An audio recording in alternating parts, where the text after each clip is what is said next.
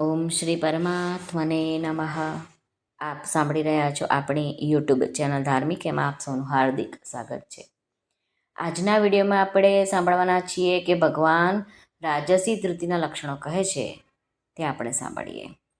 આજનો શ્લોક છે શ્રીમદ્ ભગવદ્ ગીતા અધ્યાય 18મો, મોક્ષ સંન્યાસ યોગનો શ્લોક ક્રમાંક 34.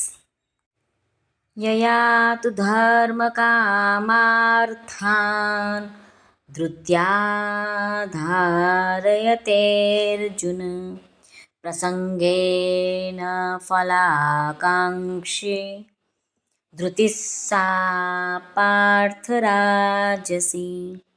શ્રી ભગવાન અર્જુનને કહે છે, પરંતુ હે પૃથાપુત્ર અર્જુન, ફળની લાલસા રાખનાર માણસ જે ધારણ શક્તિ દ્વારા ઘણી આસક્તિપૂર્વક ધર્મ, અર્થ અને કામને ધારણ કરે છે, એ ધારણ શક્તિ રાજસી છે. રામસુખદાસજી મહારાજ વર્ણવે છે કે રાજસી ધારણ શક્તિથી મનુષ્ય પોતાની કામના પૂર્તિ માટે ધર્મનું પાલન કરે છે, ધર્મનું અનુષ્ઠાન કરે છે. અમાવસ્યા, પૂર્ણિમા, ગમે તેવા દિવસો હોય, પવિત્ર દિવસો, ત્યારે દાન કરે છે, તીર્થોમાં અન્નનું દાન કરે, ઉત્સવો મનાવે છે, તીર્થયાત્રા કરે છે, ધાર્મિક સંસ્થાઓમાં દાન પુણ્ય કરે છે. એમાં કંઈક આપે છે, મતલબમાં ક્યારેક કથા કીર્તન કરાવે, ભાગવત સપ્તાહ બેસાડે, આ બધું જ કરાવે પુણ્યનું કામ, પણ એ બધામાં જ કંઈક ને કંઈક લેવાની આશા છે. એમની કામનાની પૂર્તિ માટે કરાવે છે. તો આવા કાર્યો કરવા એને જ ભગવાને કહ્યું છે કામના પૂર્તિ માટે ધર્મ ધારણ કરવો.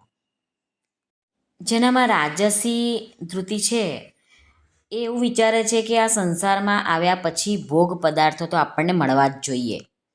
સંસારમાં કોઈ પણ પ્રાણી એવું નથી કે જેને ભોગની સામગ્રી એની કામના ન કરતું હોય. જે માણસ ભોગોની કામના ન કરે તો તેનું જીવન જ વ્યર્થ છે. આવી ખોટી ધારણા લઈને પોતા માટે જ બધી ભોગની સામગ્રી, ચાલો એસી વસાવી લઈએ કે ડબલ બેડ લઈ આવીએ કે પછી ઓવન લઈ આવીએ, આ બધું આપણને જરૂર લાગે કે આ બધું મને જરૂરત છે. સરસ એસીવાળી ગાડી લઈ આવીએ, આ બધી ભોગ સામગ્રી છે. તો આ બધા જે રાજસી ધૃતિ છે અને એ બધા મનુષ્યો આ બધાને એવું વિચાર કરે છે કે આ બધું તો જોઈએ જ યાર, ના ચાલે. આપણે અહીંયા કમાવીએ છીએ શા માટે?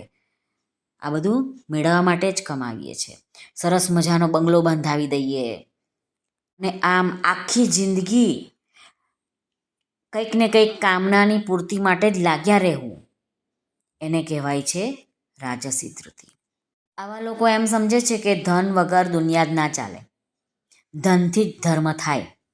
જો પાસે ધન હોય ને તો માણસ ધર્મ જેટલો કરવો હોય ને એટલો કરી શકે. જેટલા આયોજનો કરવા હોય એટલા બધા ધનથી જ થાય. એ એવું સમજે છે કે આજે જેટલા પણ મોટા માણસો કહેવાય છે તે બધા પાસે ધન છે. પૈસાવાળા માણસને જ બધા પૂજે છે.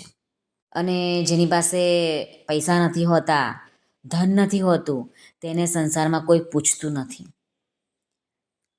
માટે આવા લોકો ધનનો સંગ્રહ કરવો જ જોઈએ, આમ માને છે. રાજસી મનુષ્ય સંસારમાં એનો રાગ હોય છે. એના કારણે જ શાસ્ત્રની મર્યાદા અનુસાર જે કંઈ પણ શુભ કર્મ છે તેમાં તેની આ જ કામના રહે છે કે આ કર્મનું ફળ મને આ લોકમાં સુખ, આરામ, માન, આદર, સત્કાર વગેરે મળે એટલા માટે જ કરવાનું છે.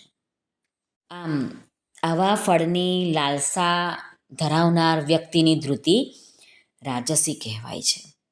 શ્રી કૃષ્ણાર્પણમસ્તુ. સર્વને ભાવથી જય શ્રી કૃષ્ણ. રાધે રાધે. હરિઓમ તત્સત. જય ગુરુદેવ દત્ત. જય સ્વામિનારાયણ. જય માતાજી. નમઃ પાર્વતે પતે. હર હર મહાદેવ હર. સિદ્ધેશ્વર મહાદેવની જય. આજના આનંદની જય. સર્વનું કલ્યાણ થાઓ, સર્વનું કલ્યાણ થાઓ, સર્વનું કલ્યાણ થાઓ.